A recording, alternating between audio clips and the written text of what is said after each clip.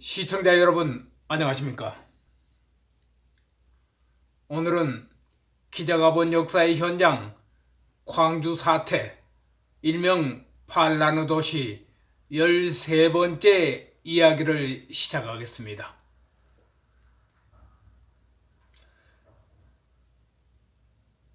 나는 12번째 끝맺음에서 나주 예비군대대 부대를 내놓으라고 무장한 폭도 100여 명이 부대 앞 200m 근접 거리까지 와서 총을 쏘아대는 그 모습에서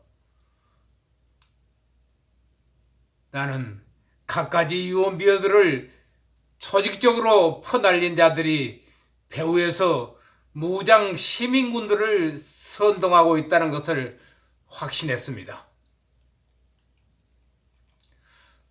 나주군청 내무과장께 경군 300여 명을 밤사이 공수 지원받았다는 엉뚱한 거짓 정보를 흘렸다며 정소령에게 말했습니다.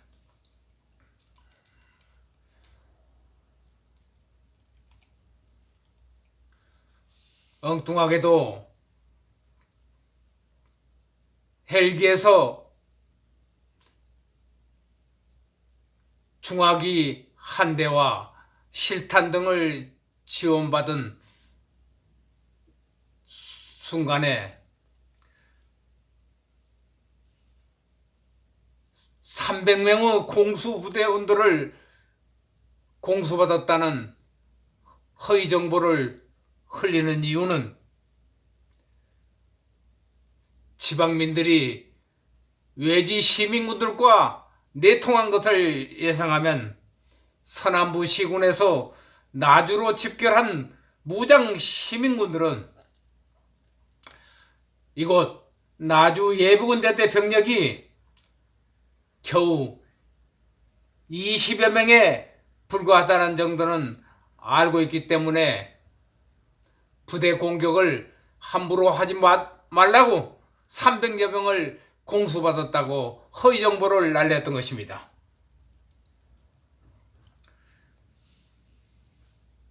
(20여 명의 병력, 불과 현역병은 16명, 방위병과 예비군들, 나주 인근에 고향을 둔 전국 휴가장병들이 7명이 피난을 해서 찾아왔습니다. 그래서 60여 명의 숫자가 이 부대에 고작 남아 있었던 것입니다. 이 병력이면 무장 차량 2대, 2개소대 병력이면 첨구할 수 있는 소규모 부대라는 것을 예비군 훈련 한번 받아본 사람이면은 누구나 예비군 대대의 현황을 알 수 있는 것이었습니다.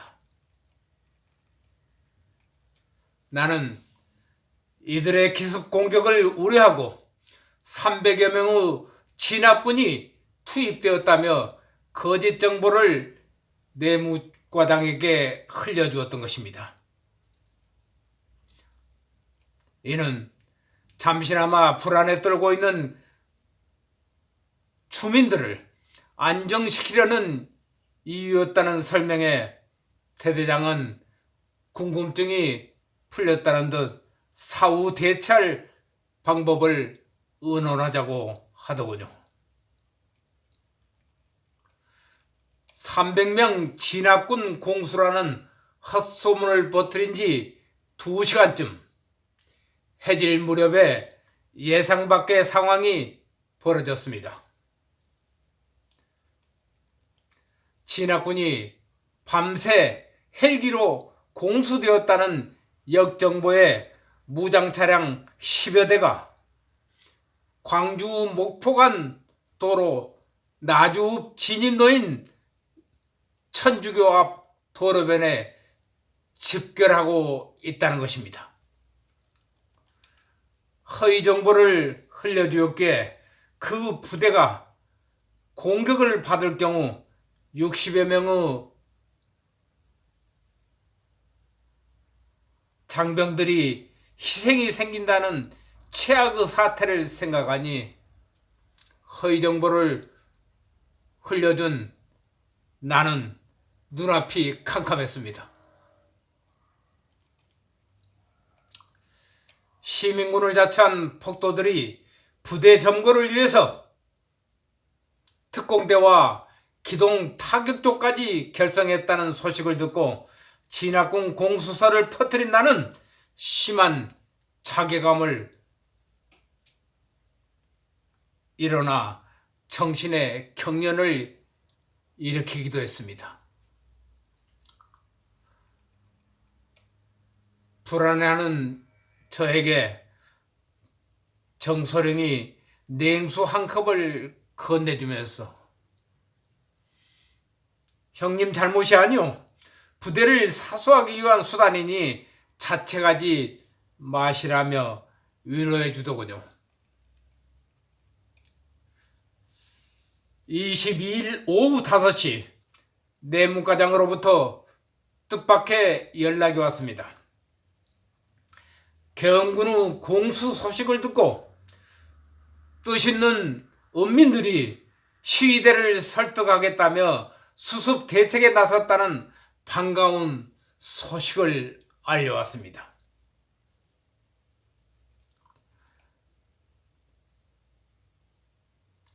주민들이 이들과 협상을 하면은 진압군의 읍내 진입을 유보해달라는 제안이었습니다. 그리고 무기를 자진 반납한 시민군에게 신변을 보장한다는 조건으로 이들을 설득하겠다는 주민 대표들이 부대를 방문하겠다고 하더군요. 대대장은 주민 대표들이 부대를 찾아오면 병력 지원에 거짓이 들통나지 않겠느냐며 걱정을 했습니다. 나는 60명의 병력을 300명으로 위장하면 된다고 자신 있게 말을 했습니다. 우선 월남전에서 흔히 쓰는 위장술과 심리전을 병행하기로 했습니다. 22일 어느덧 부대 서편 산등성에 석양이 걸쳐 있습니다. 오늘 밤이 지나면은 내일 부대를 방문하기로 한 주민 대표들이 찾아옵니다. 주민들이 앞장서서 준다니 천군만마를 얻는 셈이 되었습니다. 오늘 밤이 부대에 온 지 3일 만에 가장 편안한 밤이 되었습니다. 오늘 밤 마지막 월남전 이 얘기를 들려주기로 했습니다. 20대 후반의 두 중이가 초등학교 시절에 월남에 있는 국군장병 아저씨께 유문편지 쓰던 기억이 새롭다며 이 얘기를 재촉했습니다. 나는 이 사종 보급품인 정글복과 정굴하의 국산화 초변작전의 비화를 꺼내들었습니다. 김치작전 실시 이후 2달 만에 사이공 주월 사령부로부터 녹색작전 2호로 시달된 군수 2호 전원 통신문이었습니다. 각본에 따라 연출되는 이 사종 작전에는 근무중대와 경비소대 병력이 동원되어서 기상천외한 벤티 차림의 완전 무장 집결이 시작되었습니다.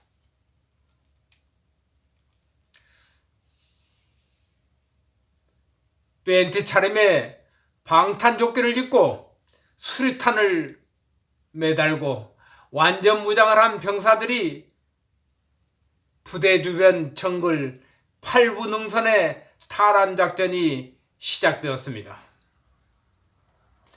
실전을 방불케 한 작전인 만큼 공중에서는 헬기의 기관총 사격과 지상의 기관총 사격이 퍼붓는 만큼 낮은 포복은 필수적이었습니다.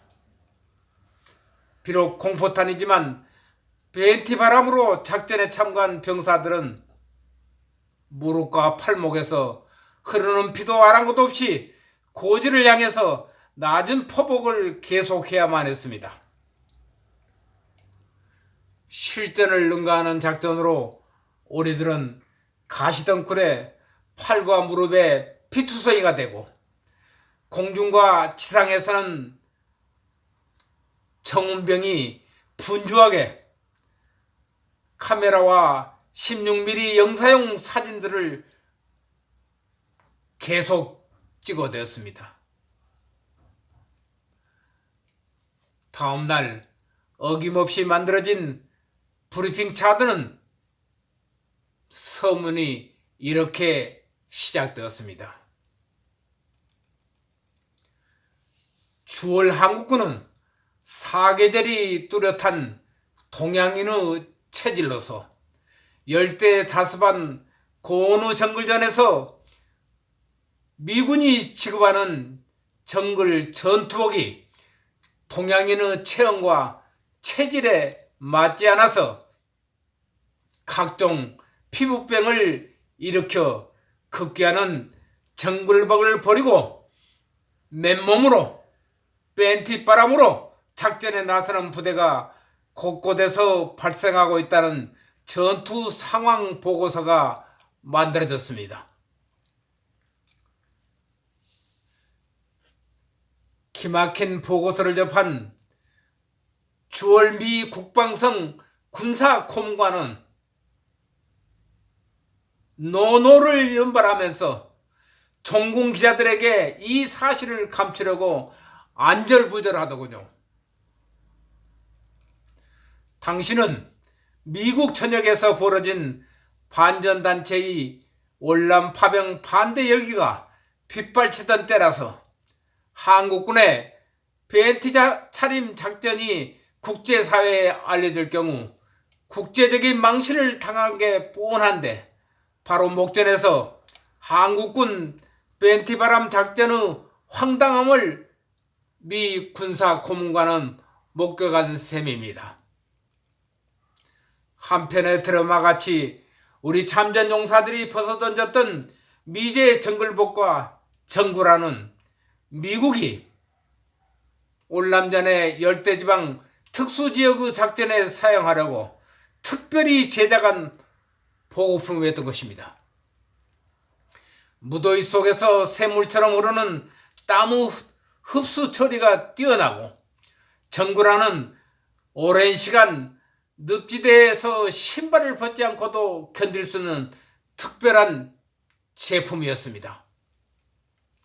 우리들은 최상의 보급품을 내던지고 최하의 국산 보급품을 선택했던 한국군 사령관 최명신 장군과 국산 악공을 이룬 십자성 부대 백군수 사령관 이범준 장군의 애국심을 잊지 않고 있습니다. 이들은 월남전에서 한 푼의 달러가 얻어진다면 세부치 한 조각이라도 고국으로 보내고 전쟁 비용을 아껴서 조국 대한민국에 보내는 게 최대의 목표였던 것입니다. 바로 그 특명작전은 월남전에서 지월 한국군에게 지급되는 보급품 등 모든 전쟁 장비를 국산화하라 했던 것입니다.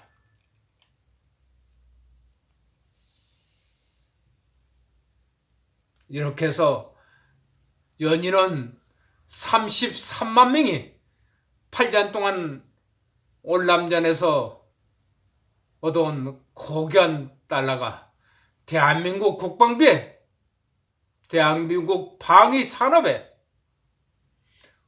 헐벗고 굶주렸던 국민들에게 되돌아가 당시 GNP가 500불에 불과하던 우리 가난한 대한민국이 지금은 세계 12개국의 강대국 속에 당당하게 들어선 GNP 5만 불의 경제 대국의 반열에 서 있던 것입니다. 이 얘기를 전해 들은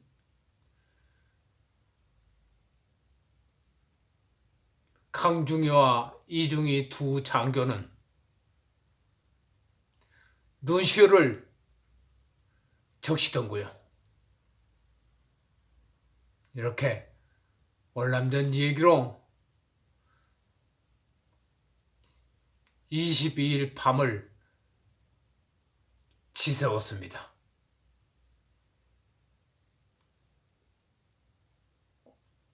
대단히 감사합니다. 13번째 이 얘기였습니다.